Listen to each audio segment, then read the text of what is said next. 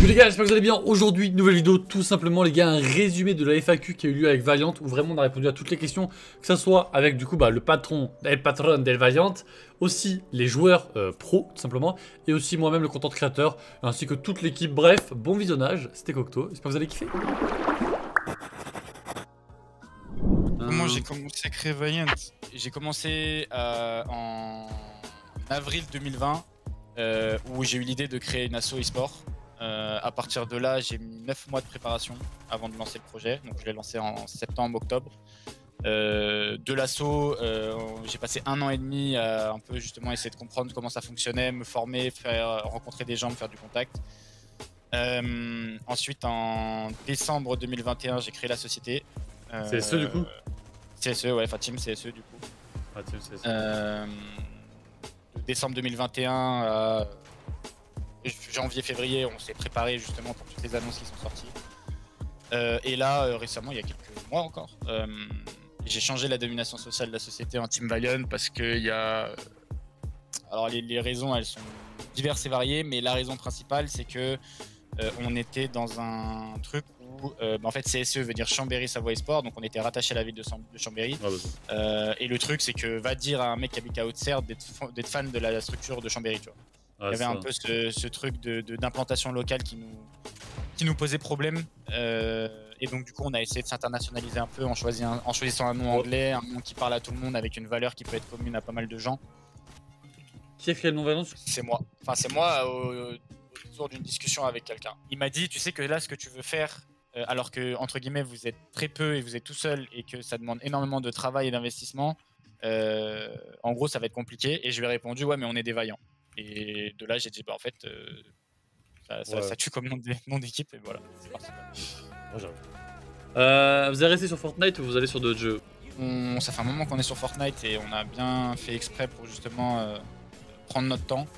Là, on a des vues sur 3 autres jeux depuis un bon petit moment, mais on peut pas se précipiter parce que l'objectif, c'est que quand on va se positionner sur une nouvelle scène, c'est que ça marche bien quoi, c'est pas genre... Ouais, on joue pas le maintien quoi, tu vois, le but c'est vraiment de se développer, d'avoir des joueurs qui sont performants, etc. Forcément, il y a Valo, voilà,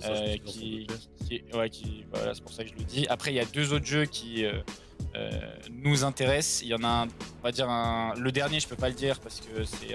Enfin, on est déjà après en soi, c'était pas trop con. Tu regardes les jeux populaires où il y a de l'e-sport et en vrai, il y a une chance que tu trouves quoi. Ouais, c'est ça. En vrai, c'est intéressant. C'est comment tu fais pour entrer genre soit dans le roster académique, soit pour être recruté comme SI ou LoLS? Il n'y a pas vraiment de critères. Alors pour SI et LoLS, en général, c'est... c'est les perfs quoi. Ouais, c'est les perfs, c'est le pôle Fortnite qui fait on va dire un tracking de tous les joueurs qu'il y a sur la scène et on voit lequel est le plus intéressant. Il y a beaucoup de critères qui rentrent en compte parce que on va pas forcément chercher que les perfs chez un joueur, mais il y a aussi ce qui est de plus en plus, on va dire, valable et utile pour une équipe, c'est aussi le côté visibilité, création de contenu qu'on peut créer derrière. Et puis pour la partie académique, ça va plus être tout ce qui est, on va dire, récent résultat, mais sans pour autant parler vraiment perf, genre le PR, etc. Et puis en général, il y a un entretien vocal si on voit que le profil est intéressant. Et moi, ce qui va me permettre de faire on va dire de me décider, c'est vraiment au niveau de la mentalité, de la manière dont la personne s'investit, etc. Donc l'objectif quand un mec rentre en académique, c'est que tôt ou tard il passe en pro. S'il passe pas en pro, nous on considère ça un peu on considère ça un peu comme un échec, tu vois. Si la personne s'est vraiment investie et que ça n'a pas marché, là pour le coup c'est un échec pour nous, tu vois. Y aura-t-il une gamme de vêtements bientôt? En gros, est-ce qu'il y aura une gamme de vêtements quoi?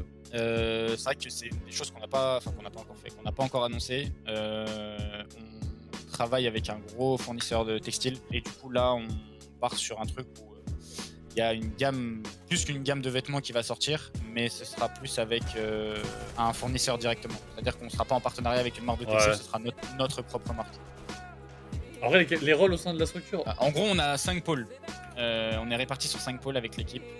Mais un pôle, une personne peut gérer plusieurs pôles ou voire même travailler dans plusieurs pôles. Tu vois. Ouais, je vois. On a le pôle communication qui est avec Camille, Sayoun et Dizo, respectivement sur les réseaux. Ouais, alors Dizo, c'est la partie Discord. Camille et Sayoun, ils s'occupent du reste. parce que c'est vraiment leur compétence.